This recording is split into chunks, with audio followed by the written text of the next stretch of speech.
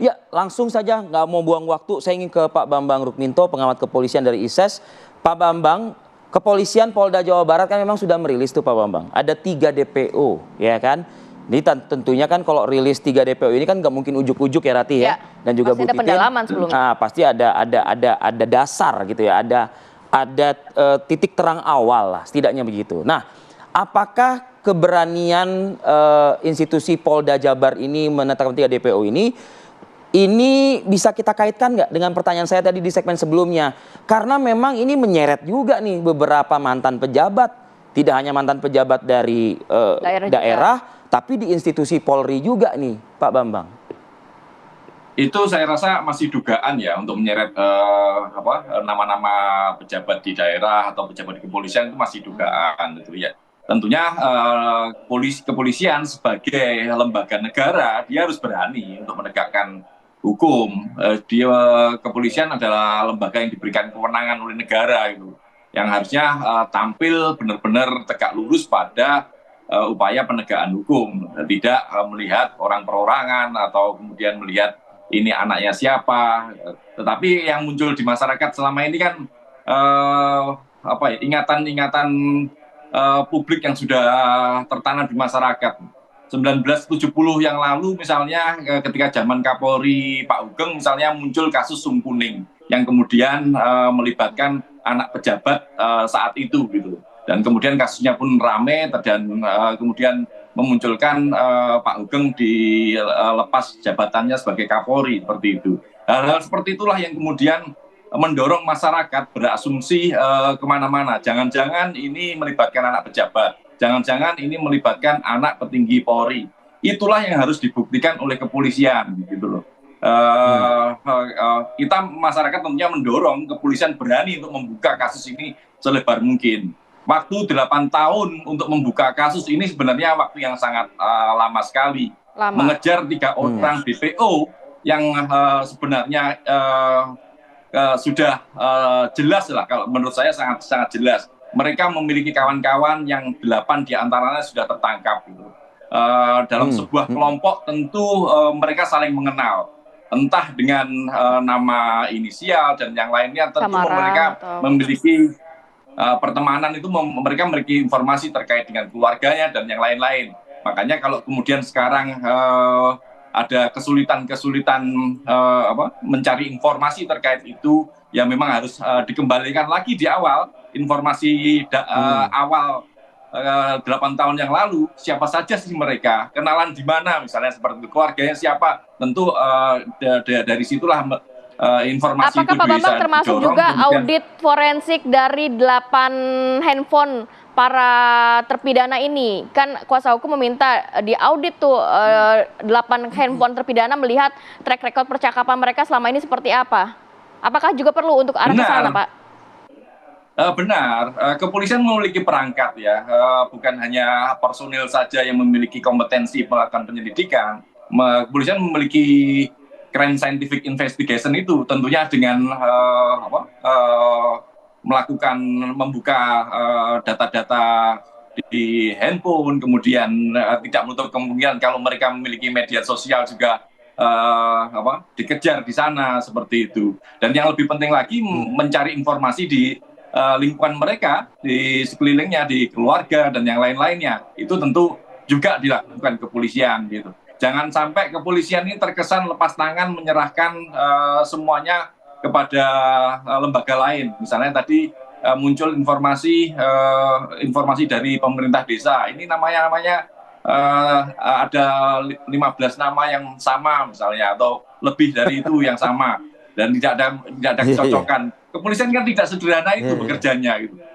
Seperti itu. Makanya jadi aneh kalau kemudian muncul pernyataan-pernyataan yang kontraproduktif dengan upaya penyelidikan gitu. Ya kalau pihak desa mungkin pakai teori cocokologi gitu ya, mungkin masih wajar gitu ya. Tapi kalau penyidik kan, apalagi scientific crime investigation gitu loh, masa pakai cocokologi sih kan gitu. Tapi begini Pak Bambang, saya jadi kepikiran.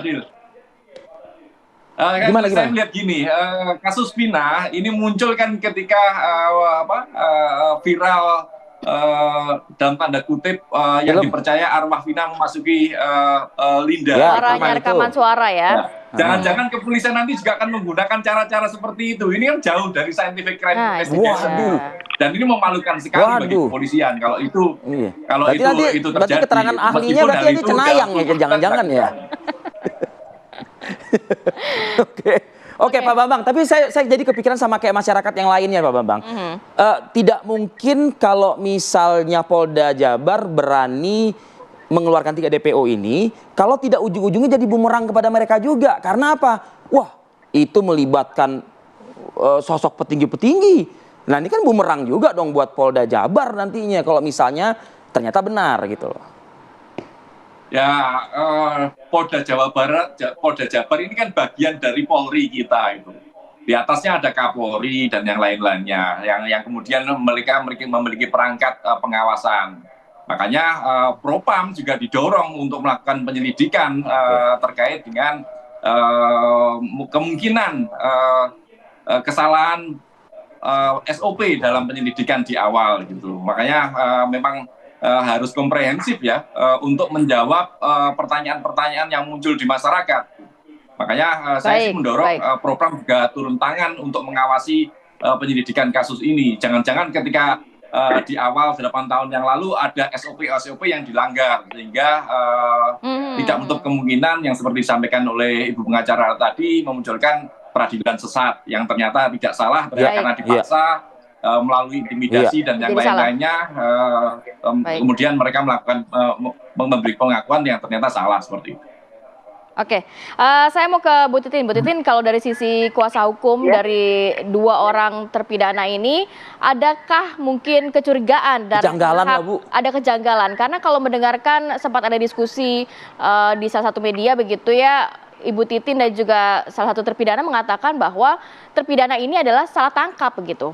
Tidak ada urusannya dengan kasus ini. Apa benar, Bu? Ya, saya berdasarkan fakta persidangan gini, Mbak. Penangkapan itu terjadi, saya kembali pada awal penangkapan ya, Mbak ya.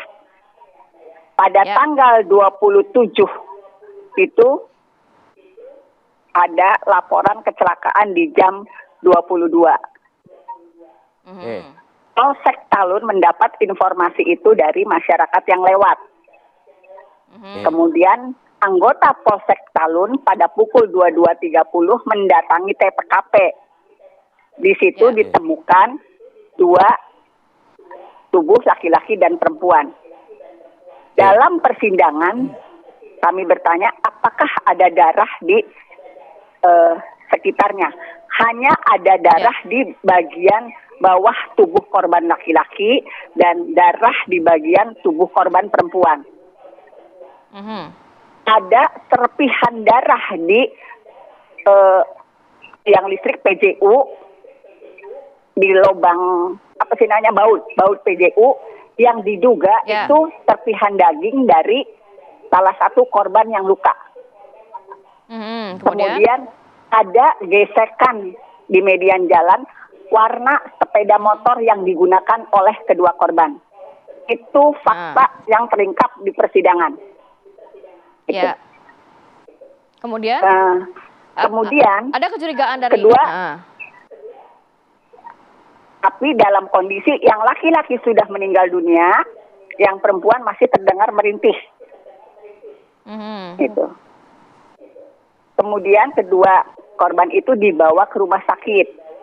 Diketahuilah salah satu korban merupakan anak anggota polisi. Kemudian petugas itu menelpon ayahnya. Ayahnya datang ke kantor polisi, ke rumah sakit dengan hasil visum seperti itu yang tadi Nah, keesokan harinya ayah korban melihat kondisi motor. Itu yang terungkap di persidangan. Melihat motor. Nah, motor itu dalam kondisi utuh. Nah, kemudian di persidangan ayah korban menyatakan sebagai anggota polisi melihat kondisi motor yang utuh, saya menilai ada yang janggal dari kematian anak saya. Kemudian, dan ini bukan kecelakaan, tapi kemungkinan ada pembunuhan. Saya Oke. waktu itu sempat Lalu? bertanya di dalam persidangan, kenapa Bapak punya asumsi seperti itu? Kenapa saudara saksi punya asumsi seperti itu? Karena 1 bulan sebelum terjadinya ini, anak saya pernah berkonflik. Dengan? Itu jawabannya. Kemudian pada tanggal 31, saksi menyatakan menelusuri areal di seputar ditemukannya jenazah.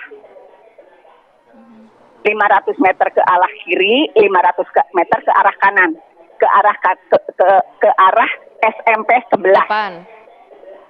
Oke. Nah, kemudian di situ dia bertemu dengan Aep dan Dede. Pada tanggal 31 Bu jam Titin, mohon maaf Bu. 14. Bu Titin.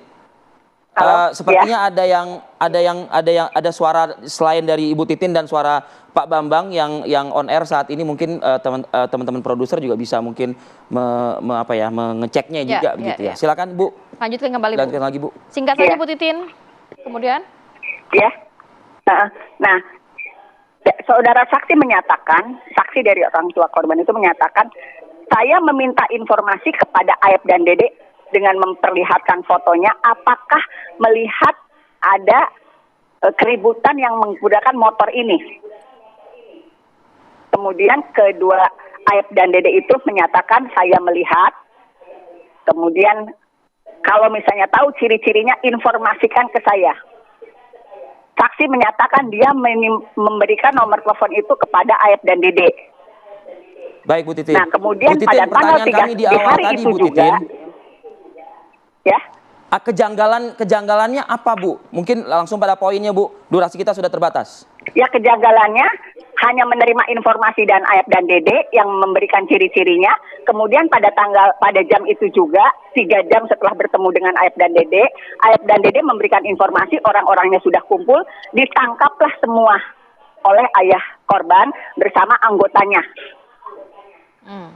Nah, tetapi yang 8 orang itu perlu dikonfirmasi, 8 orang yang terpidana itu, 1 orang diantaranya sebetulnya sudah ada di dalam Rivaldi itu.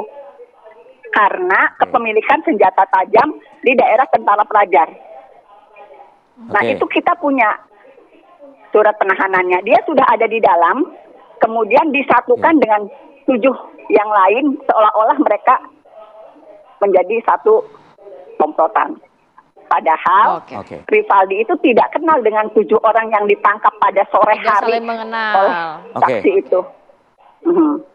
Baik. Oke, klien Ibu merasa dia ini Tidak terlibat begitu? tidak terlibat, atau mungkin ada sosok lain yang sepengetahuan klien Anda? Peristiwanya tidak ada. Kalau menurut klien saya, mereka tidak mengetahui peristiwa itu. Karena sebetulnya masing-masing punya alibi. Jadi mereka tidak mengetahui peristiwa tersebut. Dan masing-masing punya alibi. Pada malam kejadian Berarti itu mereka ada di bukan mana? pelakunya, Bu? Berarti mereka bukan pelakunya? Bukan pelakunya. Ya. Siapa pelakunya, Bu?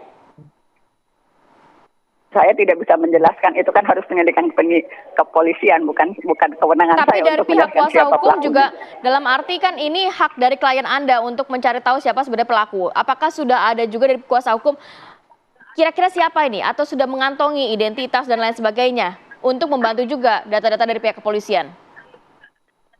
Mbak, kalau dari proses penangkapan yang tanpa surat penangkapan, mereka sedang berkumpul dibawa oleh polisi gitu. Kemudian juga di kantor polisi mendapatkan tindakan yang Intimidasi. tidak. Apakah masih bisa disebut itu hak klien Ibu untuk mengetahuinya? Baik Bu Titin. Bu Titin, kira-kira klien Anda tahu nama-nama Peggy atau Perong, Andi dan Dani? Tidak tahu. Terima kasih Bu Baik, Titin. terima kasih banyak Bu Titin dan juga Pak Babang sudah berbagi informasi dan waktunya pada pagi hari ini. Walaupun pihak kepolisian juga terus mengupayakan ya untuk menangkap 3 DPO sampai dengan saat ini untuk juga mengungkap kasus kematian Vina dan juga Eki. Baik, terima kasih. Assalamualaikum Terima kasih. kepada juga Ibu.